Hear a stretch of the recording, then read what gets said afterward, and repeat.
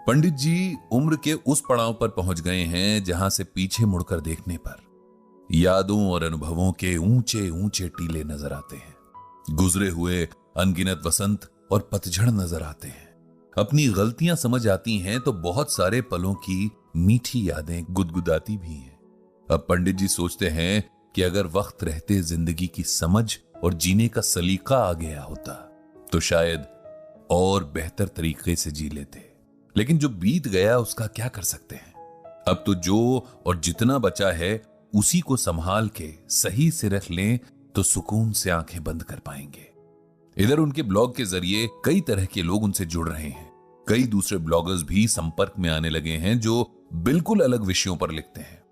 पंडित जी को नए नए लोगों से ये जुड़ाव और उनके जरिए मिलने वाली जानकारियां काफी भा रही हैं।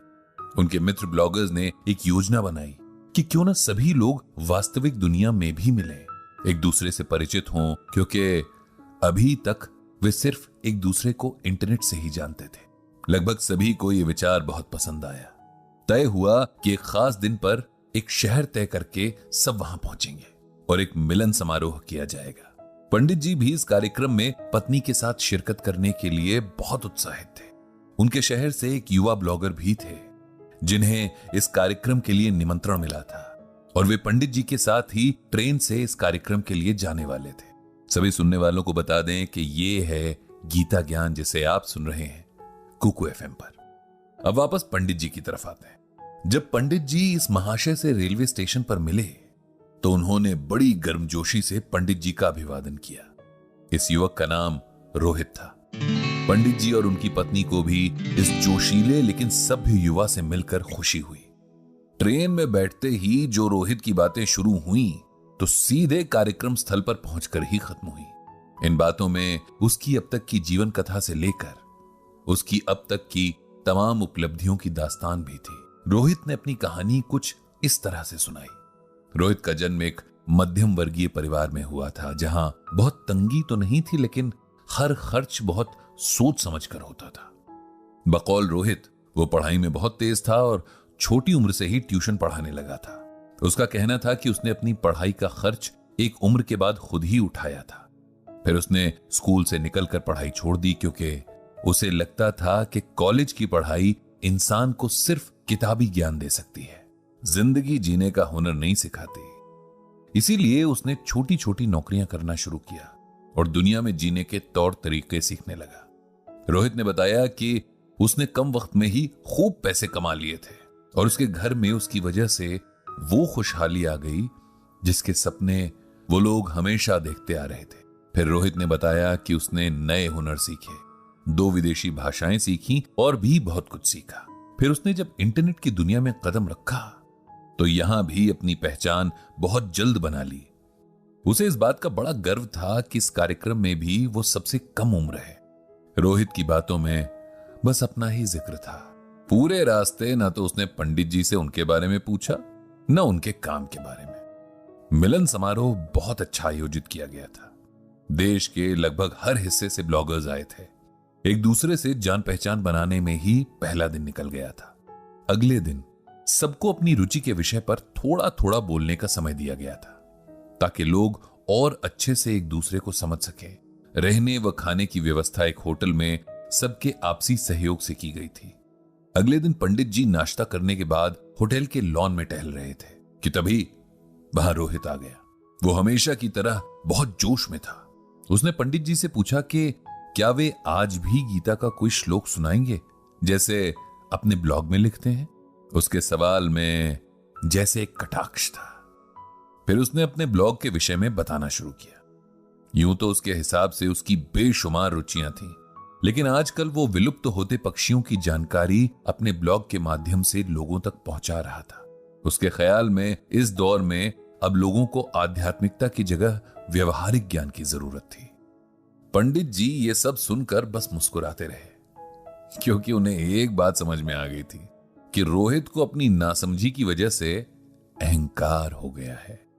अपनी उपलब्धियों पर खुश होना सबका अधिकार है, लेकिन अपने आगे बाकी लोगों को तुच्छ समझना या उन्हें कमतर होने का एहसास करवाना अहंकार कहलाता है, जो कि मनुष्य जाति के सबसे बुरे गुणों में से एक है।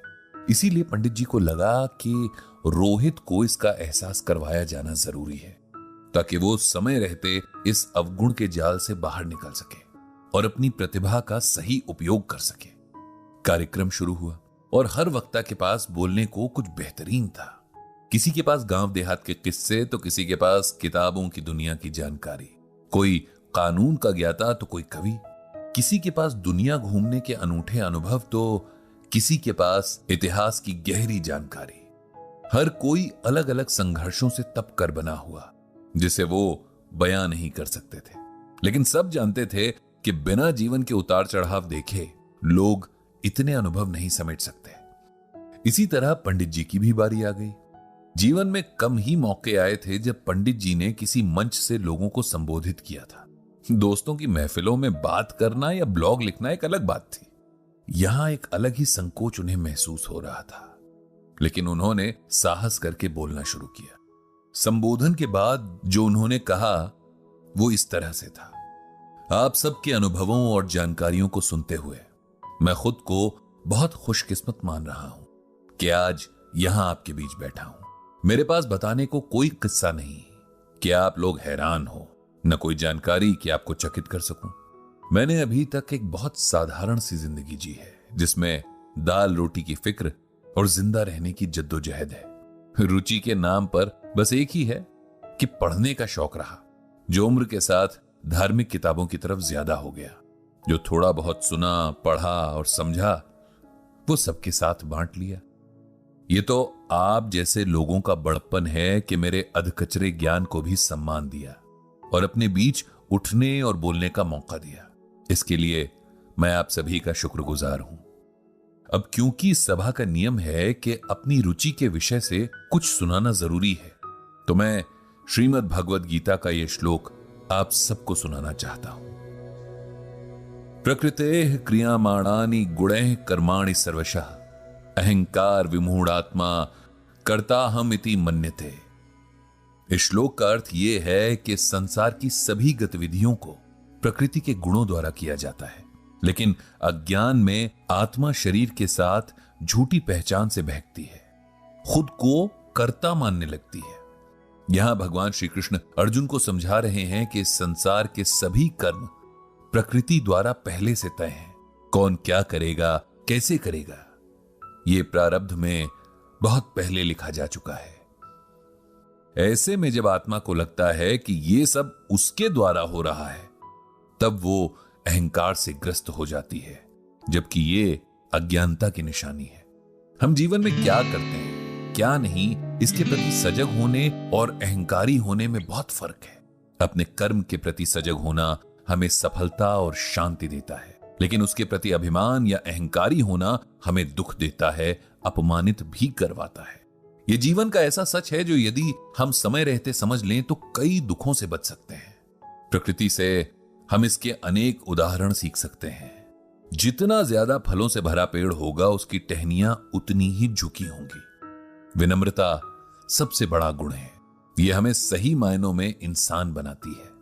पंडित जी द्वारा इस श्लोक की सुंदर व्याख्या सुनकर सबका मन प्रसन्न हो गया। शायद रोहित को भी उसके अहंकार का एहसास हो गया, यह हो सकता है ना भी हुआ हो, लेकिन जिसने भी इस श्लोक को एकाग्रता से सुना, इसका अर्थ और संदेश समझ गया था। इस तरह बहुत सारे अनुभवों और ज्ञान के साथ यह मिलन समारोह समाप्त हुआ। वापसी में रोहित एक बार फिर पंडित जी के साथ ही था, लेकिन इस बार वो उनसे गीता ज्ञान समझाने का आग्रह कर रहा था। पंडित जी ने मन ही मन भगवान श्री कृष्ण और भागवत गीता को प्रणाम किया और सबकी बुद्धि प्रकाशित करने की प्रार्थना भी की। तो ये था गीता ज्ञान का एक और एपिसोड, जिसे आपने सुना कुकू एफएम पर।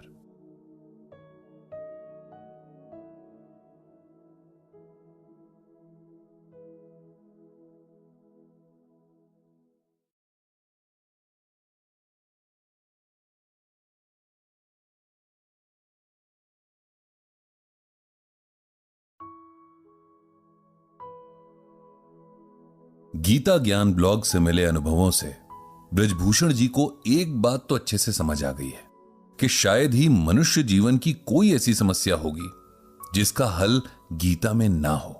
युगों पहले भगवान श्री कृष्ण ने जो ज्ञान अर्जुन को दिया था, वो इतने समय बाद और एकदम अलग परिस्थितियों में भी हम सबको रोशनी दिखाता है। जरूरत बस गीता तक लौटने की है, इस ज्ञान के महासागर में गोते लगाने की है।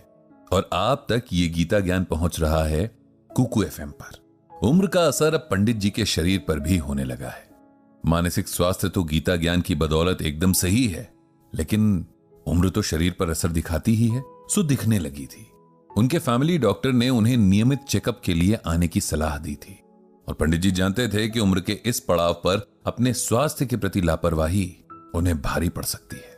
इसीलिए वे हर 3 महीने में डॉक्टर के पास चले जाते थे। यह संयोग ही था कि डॉक्टर जोशी भी कभी कभार उनका ब्लॉग पढ़ लिया करते थे। हालांकि उन्हें शुरू में यह नहीं पता था कि इस ब्लॉग को लिखने वाले पंडित जी उनके पेशेंट बृजभूषण जी ही हैं। इस बात का पता उन्हें बहुत वक्त के बाद उनके एक दूसरे मरीज से चला।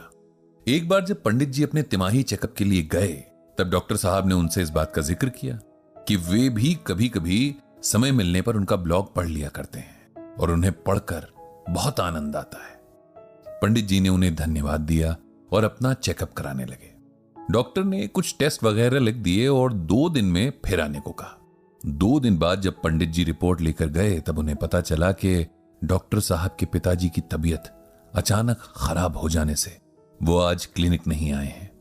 पंडित जी ने भगवान श्री कृष्ण से डॉक्टर साहब के पिता को स्वास्थ्य लाभ देने की प्रार्थना की और घर चले गए। फिर अगले 2 दिनों के बाद जब वो दोबारा क्लिनिक पहुंचे, तो इस बार डॉक्टर साहब मिल गए। उन्होंने रिपोर्ट्स देखकर पंडित जी को खान पान में कुछ परहेज बताए और कुछ दवा भी लिख कर दी।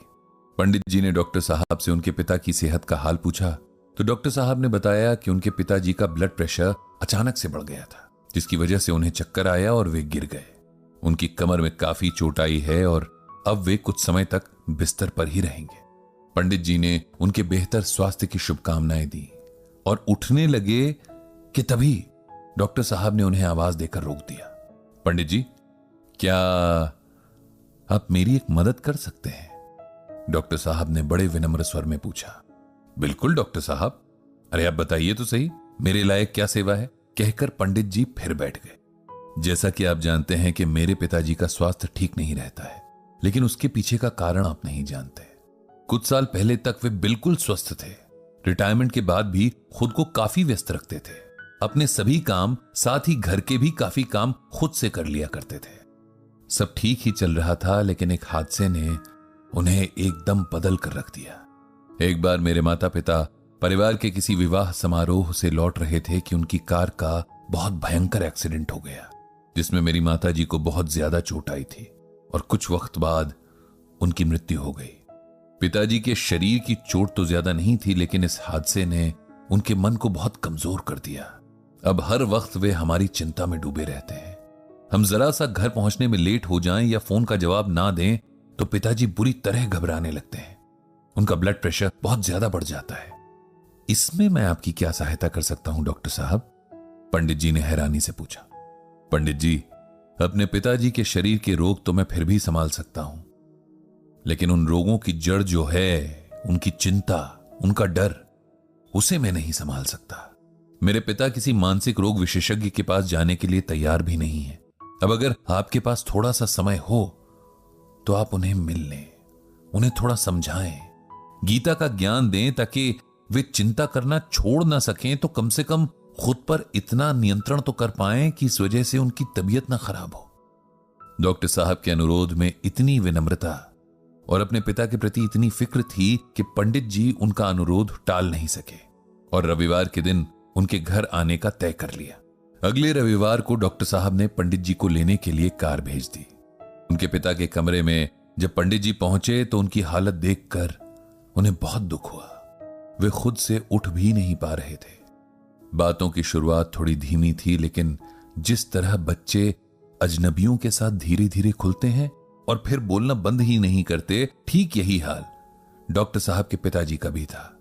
कुछ ही देर में दोनों में ऐसी बातें होने लगी जैसे बरसों पुराने दोस्त हों।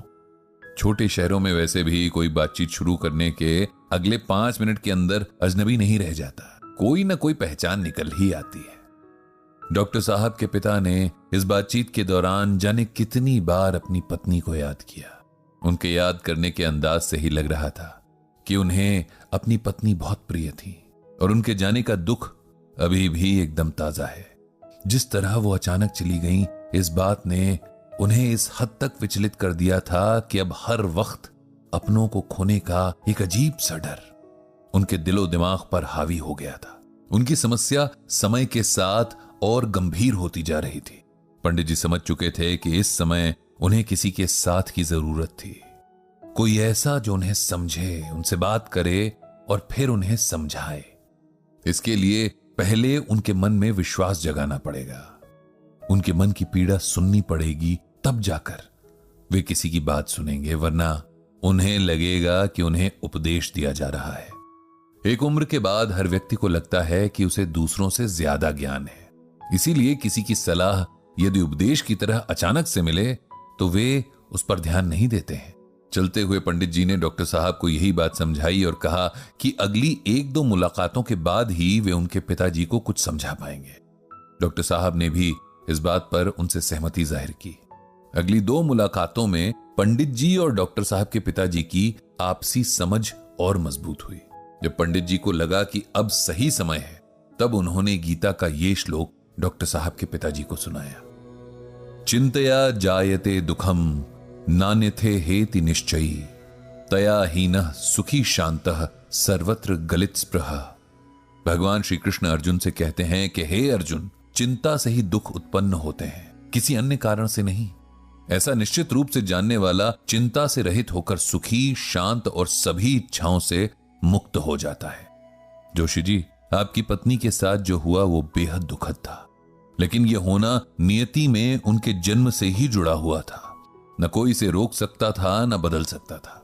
इसी तरह हम सबके भाग्य में जो लिखा है उसे घटित होकर ही रहना है। हम उसे एक पल के लिए भी आगे पीछे नहीं कर सकते।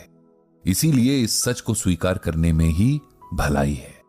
चिंता करने से सिर्फ और सिर्फ मन और शरीर को कष्ट पहुंचता है, इसके अलावा कुछ नहीं बदलता। इसीलिए आप चिंता करना छोड़ दें। जीवन में एक हादसा हुआ, इसका अर्थ यह नहीं कि वो दोबारा दोहराया जाएगा। इसीलिए जीवन के कीमती वक्त को चिंता में नष्ट कर देना व्यर्थ है। आप खुद को इस चिंता से मुक्त कीजिए और अपने आप को किसी दूसरे उपयोगी काम में लगा दीजिए। इससे आपका मन भी लगा रहेगा और आपका समय भी आराम से कट जाएगा। जोशी जी को पंडित जी के समझाने से बड़ी राहत मिली। उन्हें समझ आया कि वे व्यर्थ की चिंता के मक्कड़ जाल में फंसे हैं। उन्होंने मन ही मन संकल्प लिया कि इससे बाहर आने की पूरी कोशिश करेंगे। इसके साथ ही पंडित जी ने दोबारा आने के वायदे के साथ जोशी जी से विदा ली। और अभी हम भी आपसे विदा ले रहे हैं इस एपिसोड के लिए। आप सुन रहे थे गीता ज्ञान कुकू FM पर।